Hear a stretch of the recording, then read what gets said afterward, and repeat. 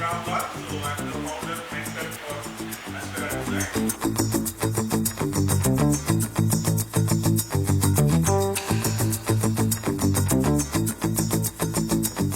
Welcome all, and here's Mr. Radhavan, the lead product designer of Zoho.